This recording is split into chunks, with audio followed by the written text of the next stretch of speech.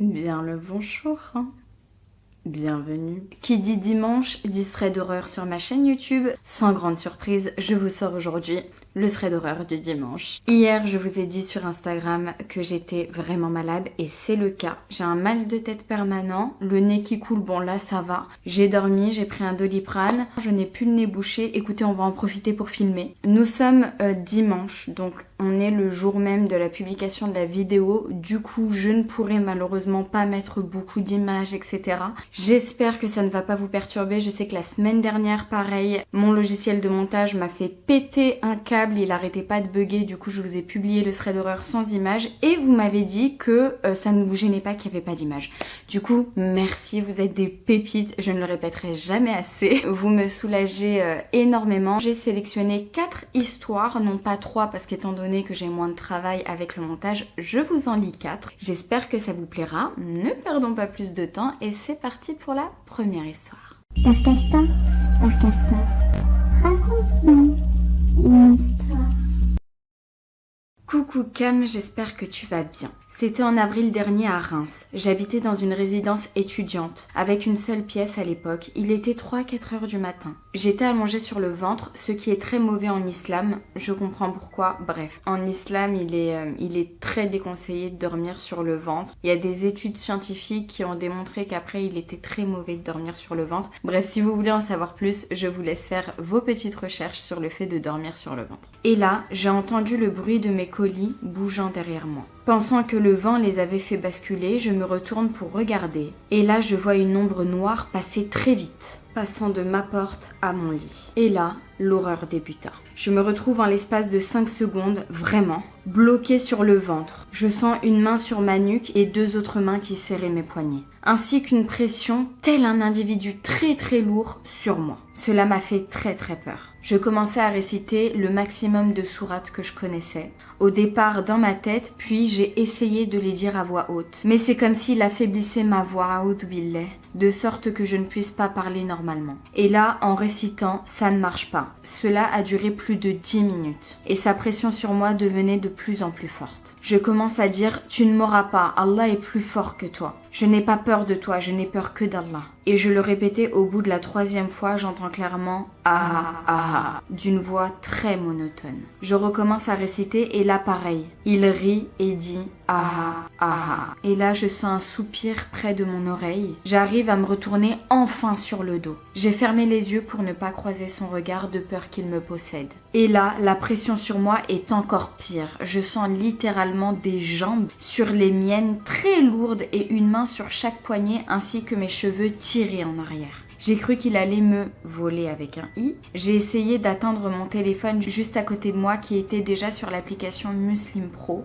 une application coranique, pour mettre play, qu'il entende le Coran. Il m'en empêche en claquant mon bras très violemment contre le lit comme s'il l'avait soulevé et jeté. Je me débats encore plus, puis j'arrive enfin à appuyer sur play. Et là, mes membres commencent petit à petit à se libérer. Je me dis alhamdoulilah, c'est enfin fini, je décide d'ouvrir les yeux. Et là, je vois une ombre noire, très grande, assez large, de forme humaine, penchée vers moi avec les bras en avant. Elle me fixait. Je commence à fermer les yeux en répétant « Allah te punira, il est plus fort que toi ». Et au bout de 2 fois, j'ai senti un soulagement dans mon cœur.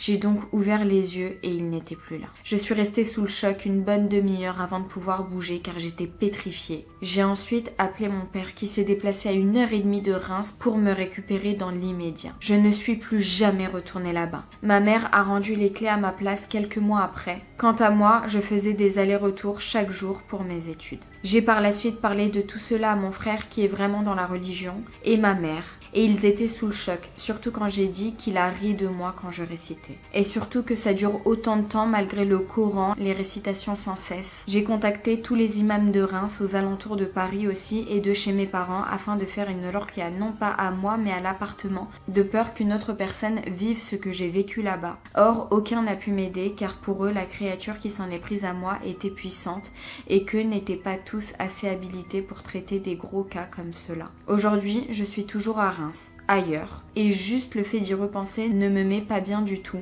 Et à chaque fois que je vais voir mon ami dans mon ancienne résidence, c'est comme si que je sentais qu'il m'observait encore. Cette pépite m'a raconté son histoire en septembre et ce mois-ci, donc le 11 décembre, elle m'a réactualisé l'histoire et elle m'a dit que ce n'est pas fini. Je vous lis la suite. Bien que l'histoire que je t'ai racontée dans mon précédent mail s'est passée il y a 1 an, il y a peu de temps, des choses se sont passées. En effet, il y a maintenant 3 mois, mon amie m'appelle pour son emménagement et il s'avère qu'elle a pris un appart à 2 portes du mien de l'époque, où s'est passée cette horreur que je t'ai racontée. Et non seulement il fallait que je revienne dans cette résidence, mais qu'en plus ce soit à 2 portes de mon ancien appartement, à côté de cette chose, j'étais pas bien. Je suis à peine montée qu'un froid glacial m'a envahi tout le corps. J'étais persuadée que c'était juste la peur due au traumatisme, mais non. Peu de temps après, alors que tout allait bien dans ma vie, tout l'inverse se produit sans raison. Autant au travail, à l'école, mais aussi dans mes relations. Je me sens bizarre, j'ai énormément de mal à me rapprocher de Dieu. Je ne sais pas pourquoi. Je ne dors plus, je fais que des cauchemars et pourtant je m'efforce de lire le Coran. Je commençais à avoir des pensées étranges, frontalière du satanisme et de la pure mécréance. Mais j'essayais toujours de demander pardon. Sans la prière, c'était beaucoup trop dur pour moi, je ne sais pas pourquoi. Le temps passe et il y a maintenant 2 semaines, 2 événements se sont passés, un chaque semaine. J'étais chez mes parents, allongée, il était très tard, peut-être 4 heures ou moins, je ne sais pas. Quand ma porte s'entrouvre, et là mon instinct m'a dit de fermer les yeux et de ne plus les ouvrir, je ne sais pas pourquoi. Je venais de réciter les invocations protectrices, car je pensais dormir avant que ça n'arrive. Je ferme donc les yeux et une ambiance lourde, extrêmement pesante, comme si une chose couvrait la pièce entière. Je commence à avoir très froid et je comprends ce qu'il se passe. Il était là, la même créature que dans ma résidence, j'en étais persuadée. J'ai senti son souffle sur mon front et je le sentais m'observer au-dessus de moi comme penché sur moi. Cela dura 10 minutes également, lorsque ma mère, qui souvent vient voir si tout se passe bien la nuit pour moi, je l'entends crier et faire des invocations. Je suis alors certaine de ce qui venait de se passer. Il était là, encore. Elle met immédiatement sa main sur moi et récita le Coran afin que je n'aie plus peur. Une semaine plus tard, cette fois-ci, chez moi, dans mon nouvel appartement, et ce, en pleine journée, je révisais quand j'entendis des chuchotements. J'ai au départ cru que c'était mon ordinateur qui était allumé, mais non, j'essaye de marcher jusqu'au bruit et cela venait de la salle de bain. Quand j'approche, ces vagues de bruit augmentent, comme si plusieurs personnes parlaient. Et là, le bruit s'arrête et j'entends une voix très monotone dire « Je suis là ». J'ai invoqué Allah immédiatement par peur et je suis restée afin de réciter à fond pour qu'il parte et heureusement ça s'est arrêté. Je pense aller faire une ruqya pour moi, mais j'ai très peur, encore plus qu'il me retrouve encore une fois. Une ruqya, pour ceux qui ne savent pas, c'est un exorcisme. Merci beaucoup pour ton histoire, elle est juste folle. Donc en fait, c'est une sorte de paralysie du sommeil, mais éveillée. Et puis, je sais pas si vous avez remarqué, ça arrive toujours vers 3-4 heures du matin, comme d'habitude. Ça a dû être terrifiant à vivre et vous êtes très nombreux à me raconter ce genre de témoignage. Un poids très lourd sur votre poitrine et vous voyez une chose noire assise sur vous. Vous êtes très nombreux à me le dire. Et j'ai un autre témoignage qui est assez similaire, que je vais vous raconter juste après, qui est très intéressant. Je pense qu'il faudrait que tu te fasses une ruqya. Il y a un djinn clairement qui s'en prend à toi. Hein. Et ta mère, quand elle est rentrée dans la pièce, elle l'a vu également ou elle t'a vu en mode pétrifié, en mode elle savait ce qu'il se passait. En tout cas, tes parents, ils sont géniaux, ils ont tout de suite compris que qu'il fallait que tu partes de cet appartement. Franchement, ils sont super, ils ont été à l'écoute et ils t'ont cru et ils n'ont pas douté de toi. Franchement, bravo à eux. Je pense pas que ça soit une créature de l'appartement, je pense plutôt que ça soit un djinn qui veut s'en prendre à toi parce que sinon il t'aurait pas suivi. Je pense, hein, c'est mon avis. Après, mes petites pépites, dites-moi en commentaire ce que vous en pensez. Mais c'est fou quand même que les imams te disent non, on peut pas faire de ruqya parce qu'il est vraiment trop puissant et on n'est pas apte à le faire. C'est fou, hein, j'entends beaucoup ça dans vos témoignages et je suis pas la seule à être outrée qu'il y ait des imams qui refusent parce que le djinn a l'air vraiment puissant. Dites-moi en commentaire ce que vous en pensez, mes petites pépites. Sur ce, passons tout de suite à la deuxième histoire. Père Castor, raconte-nous une histoire. Salut Cam, je m'appelle Alia, j'ai 16 ans. Ce que je vais te raconter s'est passé durant le confinement, j'avais 14 ans. Je suis très fan de manga, du coup j'ai plein de figurines dans ma chambre. Ma mère m'a répété sans cesse de les jeter, car chez nous les musulmans nous avons pas le droit. Mais je ne l'ai pas écoutée car j'avais déjà une belle collection et je ne souhaitais pas la jeter. Un soir, je me sentais mal dans ma chambre, oppressée. Du coup, je commence à mettre le Coran et à m'endormir. Moi, je fais très rarement des cauchemars et ce soir-là, c'était la pire nuit de ma vie. J'ai rêvé que j'étais chez mon cousin, Amine, et chez lui, plein d'ombres blanches volaient de partout dans son appartement. Toute sa famille criait, hurlait et courait dans tous les sens. Moi, terrorisée, j'étais accrochée à sa jambe, pourquoi je ne sais pas, et mon regard se tourne vers un grand pendule en bois des anciens temps et je suis restée bloquée pendant plusieurs minutes à regarder ce pendule. Je me réveille voulant crier pour appeler ma mère, aucun son ne sortait de ma bouche. Par peur, j'ai fermé les yeux. Je ne pouvais pas bouger, à part ma main droite, mais légèrement. J'essaye d'attraper mon portable, mais sans succès. Le Coran ne tournait plus. Je décide d'ouvrir mes yeux et là je vois une grande silhouette que je ne pourrais décrire tellement c'était irréel pour moi. Elle était assise sur mon thorax. Je referme les yeux et toutes mes figurines tombent une par une. Je crie mais encore une fois aucun son ne sort de ma bouche. Et là avec ma main droite, j'ai réussi à appuyer sur le bouton play sur mon portable et là le Coran s'enclenche. Avec un grand soulagement, j'arrive à bouger et je me réfugie sous ma couette avec mon portable. Je bombarde ma mère de messages en lui disant je t'en supplie, viens vite dans ma chambre. Il est entre 3 et 4 heures du matin. Ma respiration était irrégulière, j'avais les larmes aux yeux.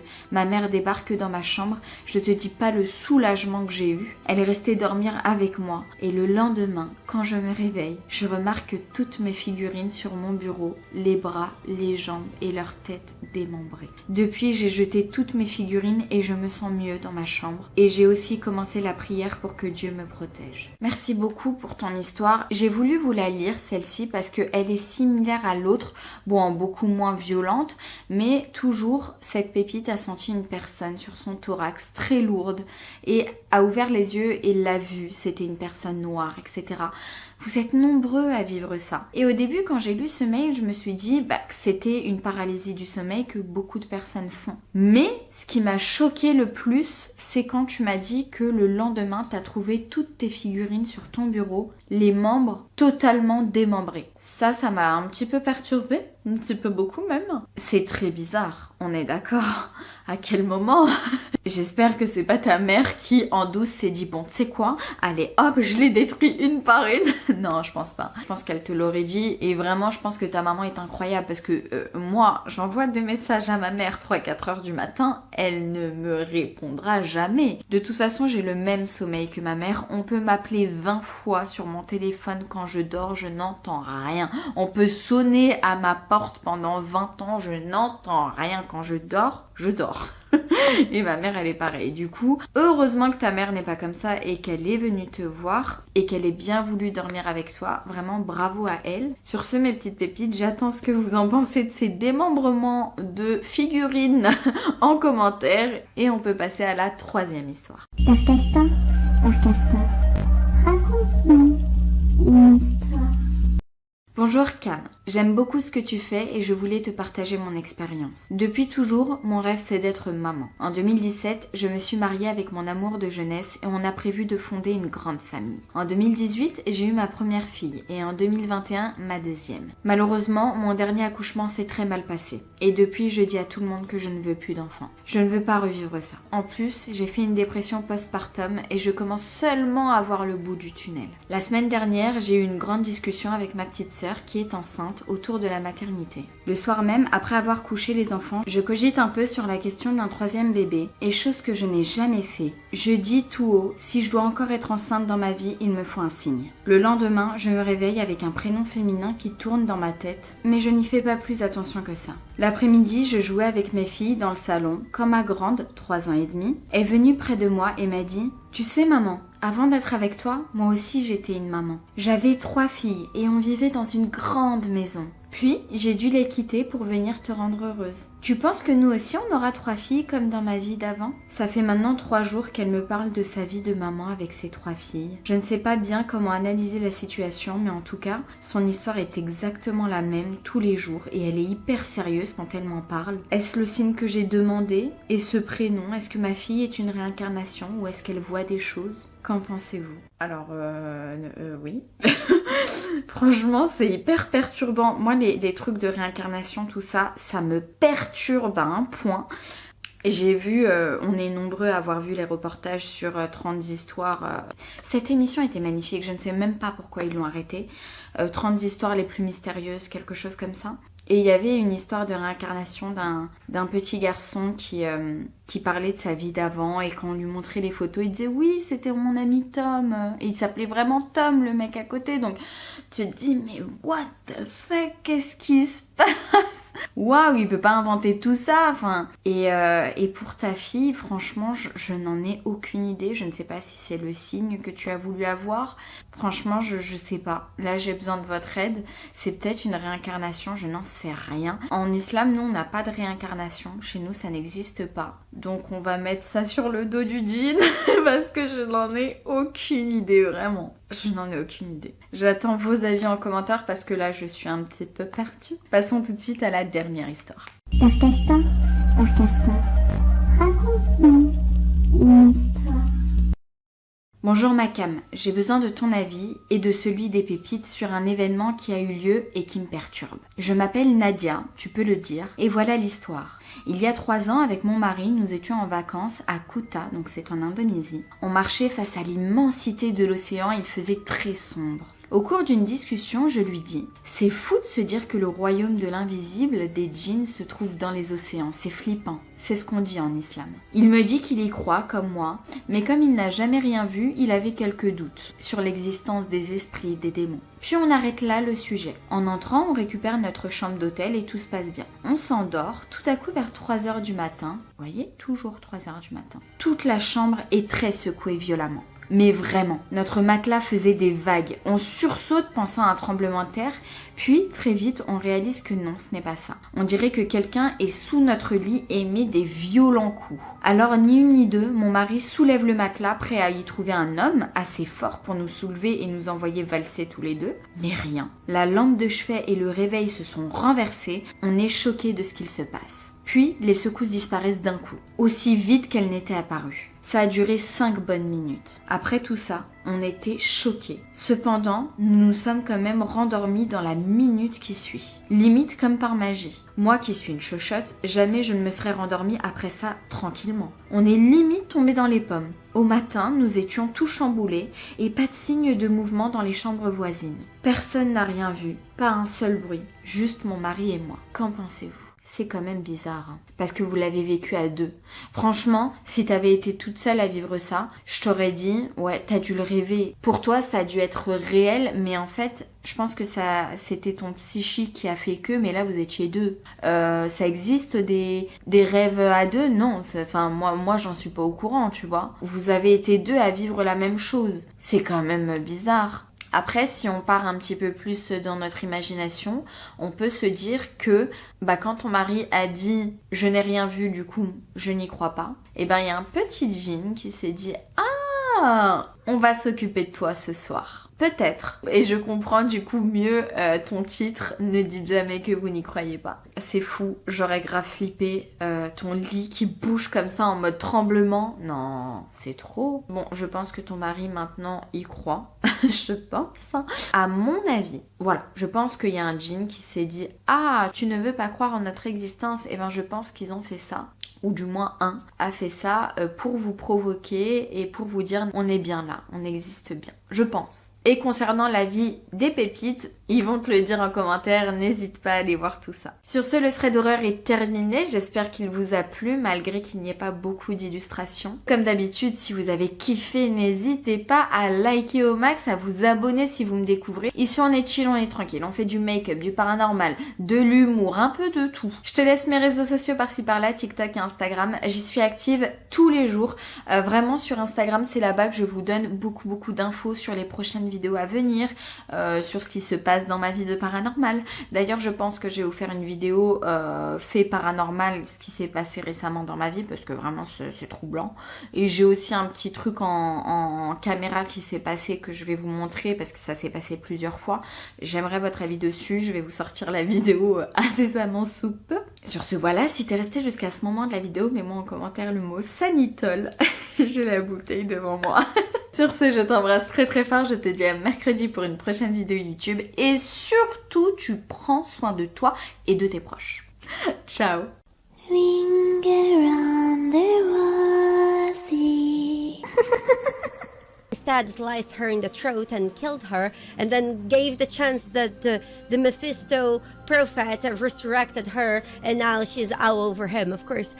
So far, everything that we have tried to do, we have failed miserably. And then Lilith, we drank Lilith's blood. Lilith is dead in game, but we drank her blood, so part of her being is inside our soul, so we are communicating with her. And since she's connected with Mephisto because she's his daughter, both Mephisto and her are kind of like inside our head, and we are going kind of crazy probably. And she told us to find a blade that she gave her emo son Ratima in his teenage years, except that he broke the blade into three, and we got one part